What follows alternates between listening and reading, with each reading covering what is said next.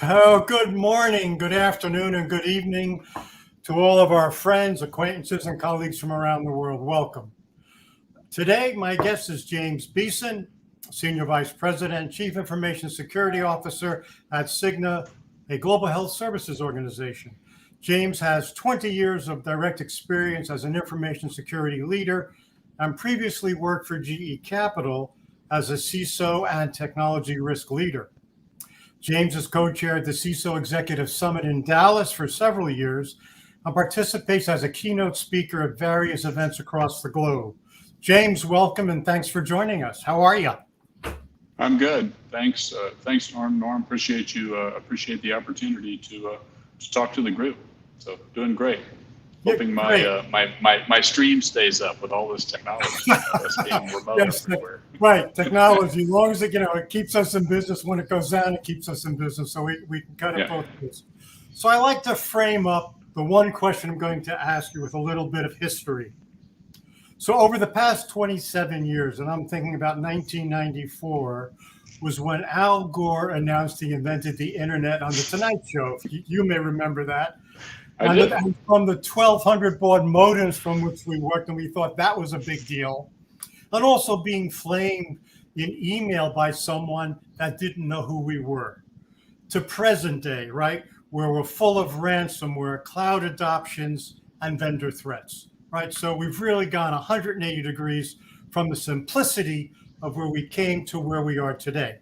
So you know the one question I'm going to ask, you've been prepped on it.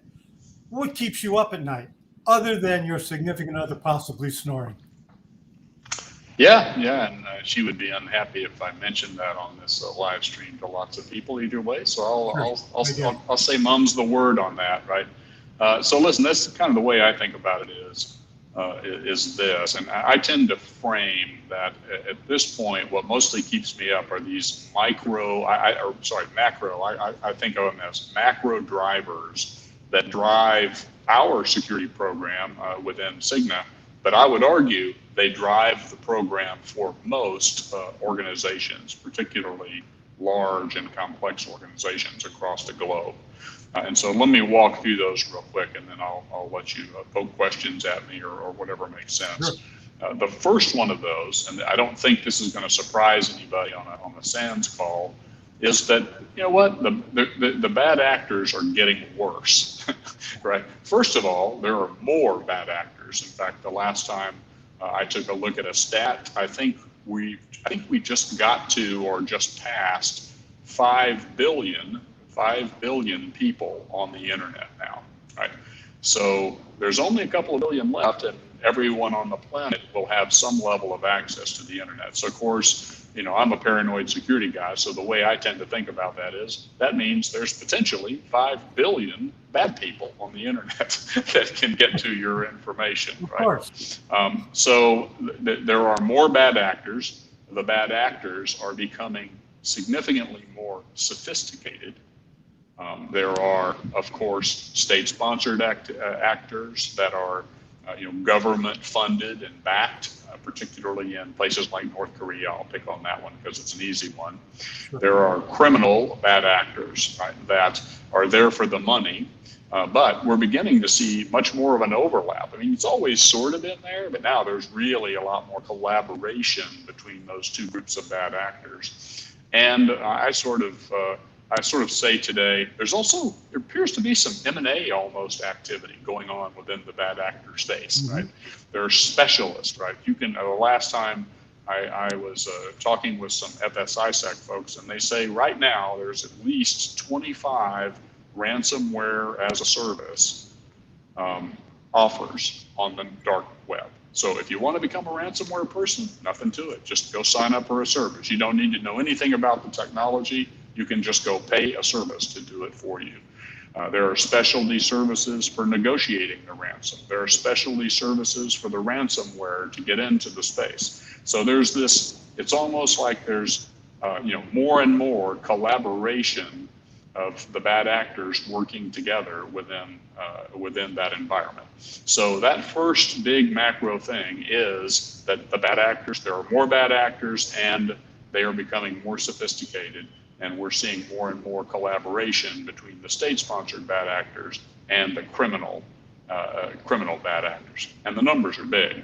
Right? Oh, they are, absolutely. So let me pose a question to you as we look at the future, because part of security, when we look at it, it's what's going to happen in the future. Right? We can look at the past historically, but where are we going? So I think most of us know that if you're encrypting at AES 128-bit, to decrypt that level of encryption roughly takes a little over 10 billion years. However, with quantum computing coming into play, that same decryption could take anywhere between 6 and 8 months. So I think part of this whole process is how are we going to protect ourselves going forward? Because, yeah, if we go to 256, we're in good shape.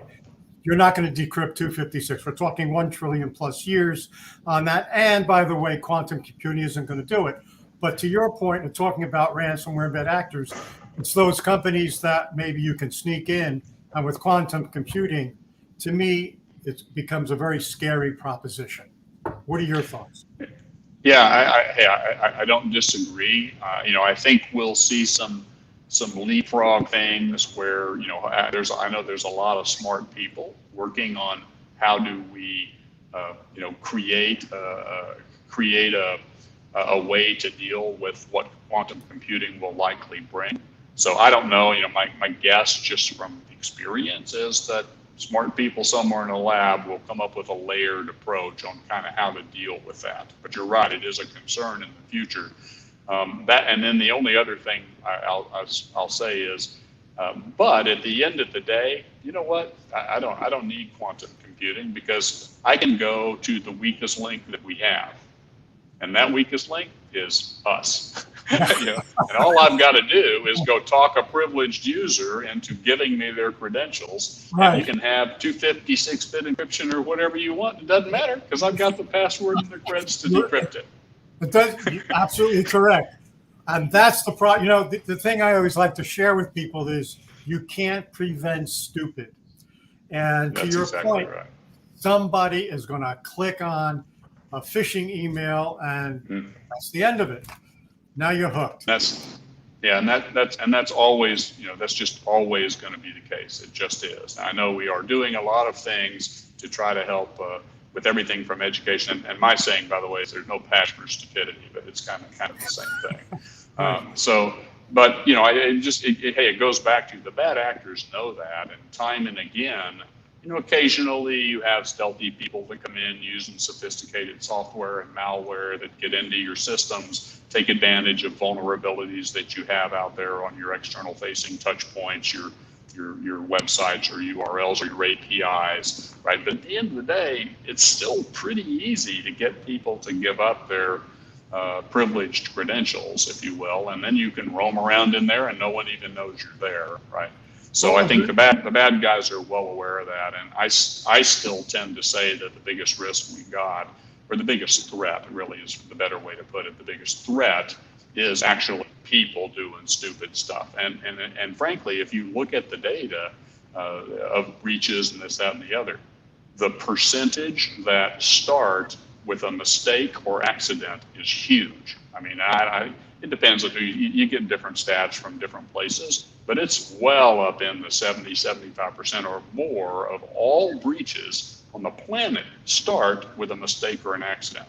Whether it's clicking on a phishing link or, I checked the wrong configuration box and I exposed a URL to the internet and Google indexed it as opposed to having it be internal facing. So I do think still, one of the biggest threats we have is the social engineering aspect or the, educational awareness training side of things. So let me jump, Norm, too, to the other. So that first, what I would argue is what keeps you up at night is that, hey, the bad guys there's more and they're becoming more sophisticated and they're working together better. And by the way, they're in a whole lot of places.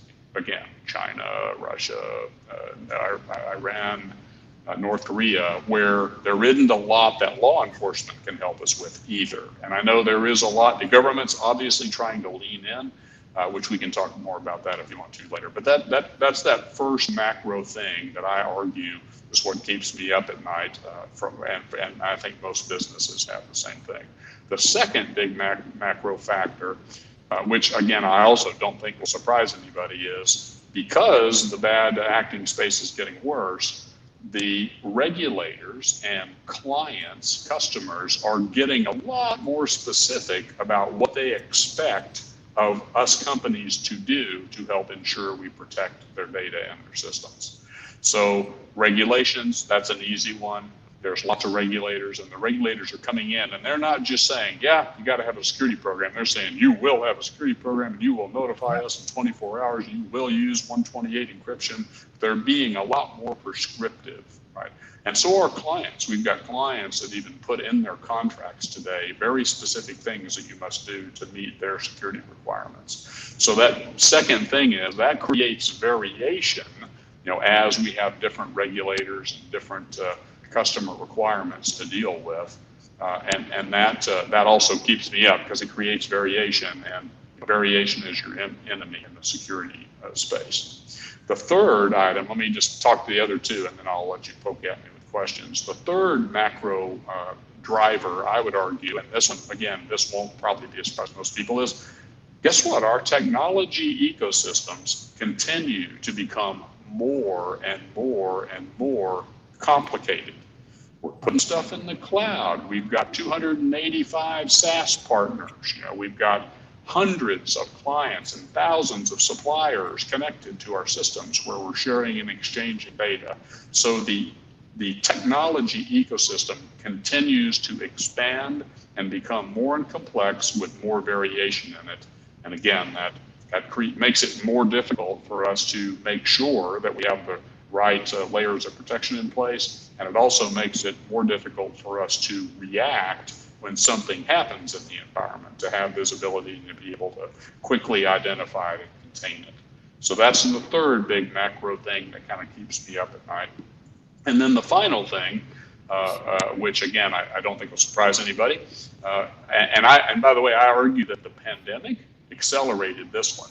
The final thing is the businesses are becoming much more dependent upon the technology ecosystem, right? And it wasn't like that wasn't already there, but I would certainly argue that about March of 2020, what's it, 18, 20 months ago now, that got heavily accelerated because we basically sent everybody home. And now we've got people working in a very dispersed and diverse environment, right? So now downtime is less tolerable. Your ability to recover if you have an outage has become much more important because almost everything is being done digitally. Almost every company on the planet is somewhere in the journey of a digital transformation. Quotes there, digital transformation, and I think the pandemic accelerated transformation. Think about doctor's office. I can tell you for sure, like, hey, I had my first experience with let's do a virtual doctor's visit back in about June of last year, and people went, oh my gosh, this is kind of cool. We should do this all the time rather than getting in the car and driving to the doctor's office. So just an example of everybody's on this accelerated digital transformation journey, and that again adds variation and complexity into the environment. So at the end of the day, those four big macro drivers in my mind that drive a lot of what we do within the program, and I would argue drive most security programs at most large businesses, boils down to those four things, right? The bad actors are getting worse. The clients and regulators are getting a lot more specific about what they expect and want done. Number three, the technology ecosystem continues to get larger and expand. And number four, the business is becoming more and more reliant upon that technology ecosystem to operate their business. Right. I think the third, yeah, and I think the third and fourth are really significant, especially the fourth when we talk about the pandemic. Because if you think about it, and I know you have, is that now we have basically a work from home workforce. And what does that do? Because now, we're really dependent upon really good security to ensure the efficacy of those connections, to make sure that they're not going to be trying to make sure that somebody on their computer isn't clicking on something that really will open things up. I'm sure that has to be a worry for you. Absolutely. And the other thing you have is you have this, there is some extra, I'm going to call it insider risk as well, sort of associated with everybody working from home and people are printing stuff. And even if it isn't malicious, the risk is greater. Oh, I forgot to put that in the shredder and I tossed some important piece of paper in the trash can or something, right? So now somebody can be looking over the top of my shoulder and see what's going on, where that's less of an issue in a work environment than it is at a home, depending on the situation. So you're right, there is a bunch of added risk and insider risk associated with the fact that we've shoved 90%, or I don't know what the number is, but large number to work from home. And although some companies are bringing people back into the office, that's very clear.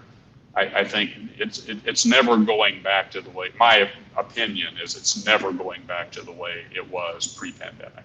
We're going to now have a much larger population that continues to work remote, right? And that definitely adds to the risk level, right, if you will, Sure, for what we need to be worried about. Well, risk, if you're down, now it really is a problem because everybody's diverse. They're spread out. I know that PricewaterhouseCoopers I saw some article now, they're allowing all of their employees to work from home. They made that decision, one of the first. So, permanently. Yeah, it'll be interesting to see where all this goes, and how it plays out. It will. And the other thing, which is not exactly related to risk, but it's interesting to me, is that we're also seeing I think a term I heard an HR person I know use is a mass migration, right? So we're seeing a large amount of attrition. And again, this isn't Cigna specific, this is across the environment, right? People are going, oh my gosh, well, what do you mean? I can be on my farm in Idaho and I can work for anybody I want to. So now there's this uptick, if you will, in attrition across most big companies. And we're seeing that too, at Cigna level. And so that also adds some risk, right? Because people tend to take stuff a lot of times that they shouldn't take with them when they transition to another role. It's also making it harder for us to, frankly, attract and retain talent, because it's so easy now for people to move that you don't have I've got to go relocate my family anymore. That's become much less of a concern. Oh, it is, and speaking of that, I know there's a shortage of talent. How are you surviving? How do you manage that process? Sure. Well, I think you have to do a couple things. And by the way, I just saw maybe it was late last week that I saw this stat. I just was shaking my head. It said there are 9,000 open security jobs just for the U.S. government. Wow. 9,000 open U.S. government jobs. Of course, I immediately went, it's probably because the government doesn't pay very well, and so they have a harder time filling roles. And I probably shouldn't get myself in trouble here. That's probably true. They don't pay well. Probably the truth. But for us, I think you have to do a couple things. I think you have to really focus on who is your top talent. I mean, I tend to put I'm a big bell curve guy, so you can generally take your talent and you can plot it across a bell curve, and identifying and understanding who your top talent is a critical thing that you need to focus on, especially for security managers across the environment, because it's so easy to lose talent. And then you got to have a clear path on, okay, I've identified the top talent. What am I going to do? I need to have, frequent interaction with them. I need to make sure I understand what's the career path that they're expecting, and how do we make sure that we're helping them on a career path? Are we competitively compensating them and giving things that they may be interested in? Do they have the right level of work-life balance? All those things, and you've got to really spend some concentrated time on that top 25% in particular. Not that you don't have to pay attention to everybody, but I think that's one way that you help. And of course, there's no better way in the world to get good talent than from references, right? So the other thing I think, and we not everybody does a great job on that, but it's a lot better when you bring someone in that is a reference from somebody that's already in. Typically, you see that you get a much better, you get much better folks that fit well in the culture and all those things. So I think that's another thing you can do to help with retaining the talent. And then, of course, the networking side of it. So, hey, plug for SANS here, plug for SANS.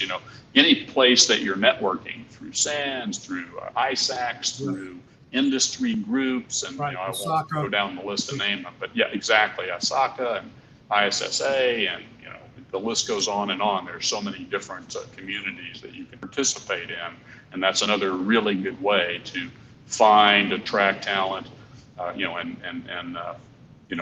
help keep good talent on board. And I know for Cigna, one thing that's a positive for us is we're very much a mission, and you know this, of course, we're a very mission-based company as well. So yes, we're a for-profit Wall Street company, but at the end of the day, we're mission-based. We're about helping this, frankly, problem we've got with health services and healthcare across not only the U.S., but across the globe. And how do we get better coverage and more predictable coverage, more affordable coverage, simpler coverage so that people understand it. And so I think a lot of the reason people stay with a place like Cigna is because of the mission that we've got. It's not just about the money, if you will, at the end of the day. No, and it can't be. I mean, it has to be about mission. I think we talk about money, but I think you really have to have a passion for being in information technology. It's not something, well, I think I'll go into it. You really have to love this stuff to be well and to do a good job at it. Would you agree? Yeah, absolutely. And I think a job all of us have, that because I'm assuming the bulk of the audience on here are information security practitioners, a job all of us have is to do a better job of selling, I'll call it the coolness or whatever, selling that, hey, information security is a really good career path. It's a really good one. There are millions of jobs across the globe we can't fill, as you pointed out earlier. And anything we can do to get people thinking about that early in their career helps, because traditionally you don't hear in middle school about, hey, maybe you want to go be a cybersecurity person, right? And so we need to together to work to really push that message to get more people interested. And, hey, I'll throw a plug here for statistically, of course, the other thing you see, and we see it, and I would argue it's industry-wide, is we don't have as diverse a population of information security practitioners as we should have. Right. And my experience, 30 years in the space, is that, the more diverse the team you have, and when I use the term diversity, I mean diverse in everything, diverse in education, diverse in everything, cultural, everything, the better solutions you get. So the more diverse your team is, the better solutions you get. And so I think that's another challenge, I guess is the right word, that all of us need to work on as information security practitioners, is to help push improving the diversity of what the cybersecurity workforce looks like. Agreed. I think we're almost at the bottom of the hour. Do we have some questions for James? As I'm looking, let's see here. I see a lot of hellos from around the world. That's kind of cool.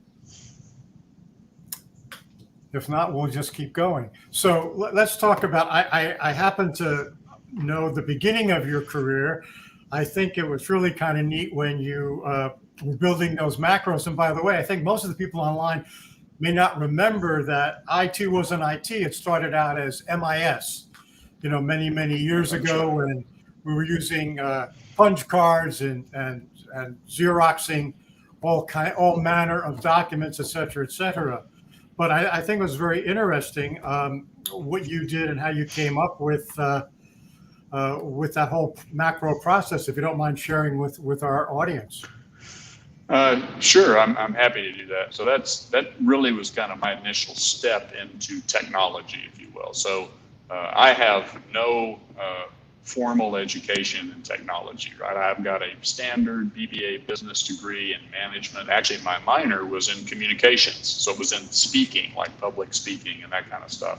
And then I've got an MBA from SMU, which is with a heavy lean in finance, right? So I do not have a computer science degree.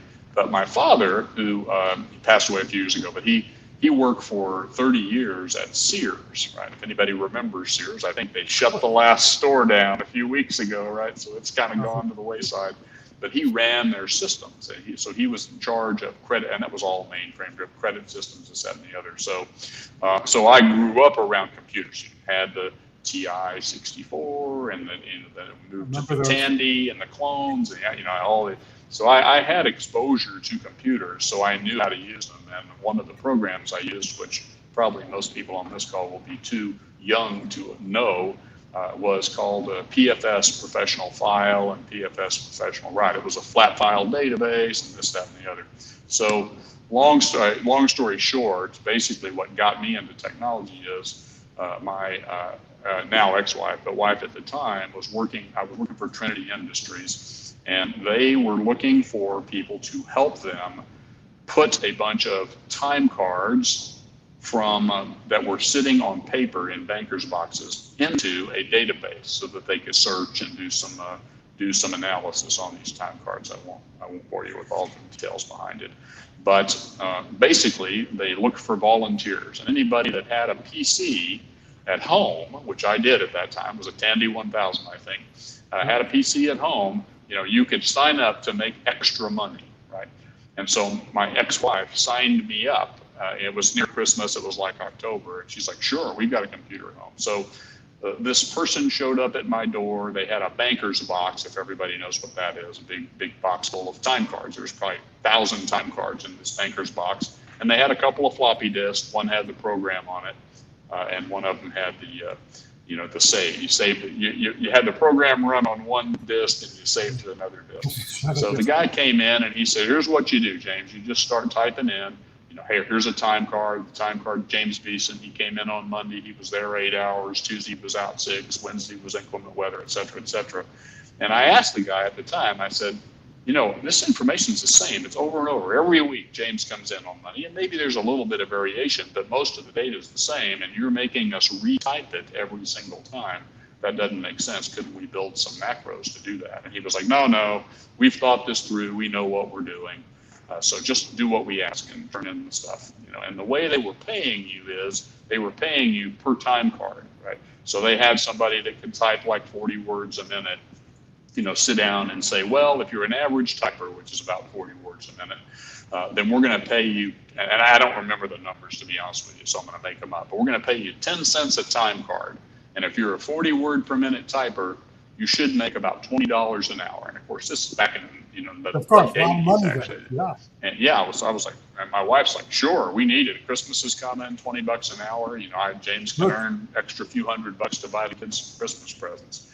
But of course, it took me about 2 days to figure out that all I needed to do was write a bunch of macros in the program. And so I wrote a bunch of macros and to fill out all these time cards. And within a week, I was doing more time cards with better accuracy than all of the other 49 volunteers who volunteered to do this were together, right? And by the way, I was making about $10,000 an hour because they were paying me by the piece, right? Right. So it only took about a week of that, maybe 10 days, and the senior vice president that worked at Trinity Industries, John Sanford was his name, I totally remember his name, called my wife, right, who worked in payroll for Trinity, and said, oh my gosh, we need your husband to come in and talk to us because we don't understand, right? First of all, his data is more accurate, and second of all, either he's hired 100 people to help type all this in, or we don't understand how he's been so successful. So I went in, basically put on my 3-piece vested suit and tie, and went in and talked to John Sanford up on the 10th floor in the executive level, and basically explained to him what I just got through explaining to you. That's all I really did was build some macros, right? So he picked the phone up, he called downstairs to the director of MIS, you mentioned this, MIS, director of MIS, and said, I've got this gentleman up here, this kid, James Beeson, and I want you to hire him today and shut down all of those other people and let him go run this program to get all this data put in. And so at the end of the day, that's how I stepped from, working in the grocery business, which is what I was doing prior to that, into technology. And they didn't even know what to call me. I went downstairs, I talked to Mr. Van Patten, and he said, what do I call you, James? And I see you have no formal training in technology, And I think they called me the litigation support specialist. That was what was the title on my card, and paid me, as I recall, almost nothing, maybe 18. I think I made less money than I did in the grocery store, maybe 18,000 a year or something at that point. But it was it was how I stepped into technology. Well, the reason I wanted our audience to hear about that, because it's really about passion. And that to me is what IT is all about. And that's where you started. My perspective was in 1994, I built my first website, not knowing anything. But you had to start someplace. I was just totally intrigued by, what was said, what Al Gore said. So that's how I started. And the point being that you have to be passionate about what we do, because that to me makes the difference between success and failure. Do you have a little bit more time? Because I know we have some questions coming up. Sure, that's fine. I'm good for, I think, about another 10 minutes. And then I've actually got to go to another call at 1:45. But okay, fair enough. So I'm good until then. Oh, good. Thanks, James. As a CISO, do you have an assume breach mindset with respect to your organization? Yeah. So the way I take that question is, do you assume you've already been breached? Then the answer is, I kind of think that's what it is. Yes. I mean, I absolutely do. Right. I mean, we do have, we have a couple of ways that we approach that, obviously. And I'm going to say that, be careful what I say here. Right? It doesn't mean we've got some big breach going on. Let me just be super clear here. Right. But I think that's the mindset that you have to take. And you have to make sure you've got the right preparedness. That's typically the word I use, the right preparedness in place, and that you're doing what you can. So we do a whole lot of stuff. We do hunting, right? We've got a hunt team, a really sharp hunt team that goes out and looks for known indicators of compromise. We have a very good intel team, right?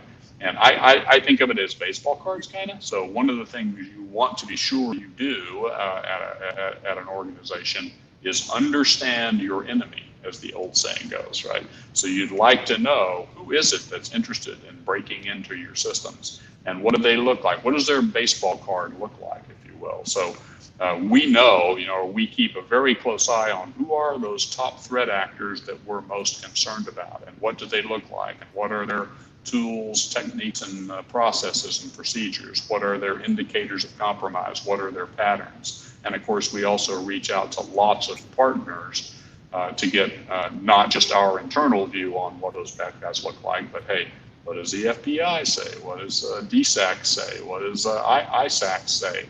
And so that's another thing we do to make sure we stay on top of who are those bad actors that are trying to break into our systems. Of course, you can't forget about, mentioned before, mistakes and accidents, kind of the insider piece. Right. But you want to know who those bad actors are, particularly the sophisticated ones. Right. So yeah, I mean, in my view, it's not a question of, the other way people put this all the time, a common way to put it is, it's not a question of if, it's a question of when, or the likelihood that you've already been breached to some extent is high if you're in any sort of a large business. Right. Now, it is a matter of when. It's just being prepared when that happens and knowing what's going on. We have another question is, what value does paid external threat intel play for your organization, and how do you evaluate that? The person that would be better to answer that for me is Mr. Jim Hoover, right? who runs, among other things, the intel side of this equation. But it definitely, from my point of view, it definitely adds value to get multiple sources of information as additional data points to help you define, again, back to who are those top bad actors that you need to be most concerned about, right? And we get feeds from a lot of different data sources. Some of it there's no charge for, some of it we pay for. But anytime you can up your game with additional data points, I see that as valuable. The other thing it does, from my point of view, is it can bring credibility. right? So it's no different than why do you bring an outside firm in to do a pen test if you've got internal pen test capability, which of course we do. But part of the reason is credibility, right? One, it's hey, this is an independent, and they've come in and helped us verify that the way we're thinking about things is the right way to think, right way to think about it. But I think, to your point too, I think the other reason for bringing in an external party, whether it's for a pen test or whether we're looking for certifications, third-party certifications from our vendors, it's for two reasons. One, we want to know that they're doing what they have to do. But I think the other thing is, should there be any litigation, we want to be sure that we can show lawyers, the court, whatever, that we have done our due diligence as well. Would you not agree? I absolutely agree. And the term my boss likes to use, and it's a pretty good one, is commercially reasonable. Yes, right? Thank you. So, if you find yourself standing in front of someone, whether it's a client or whoever it is, trying to explain when something goes wrong in your environment, you want to be able to say that you took commercially reasonable steps to secure the systems and secure the data that you're responsible for.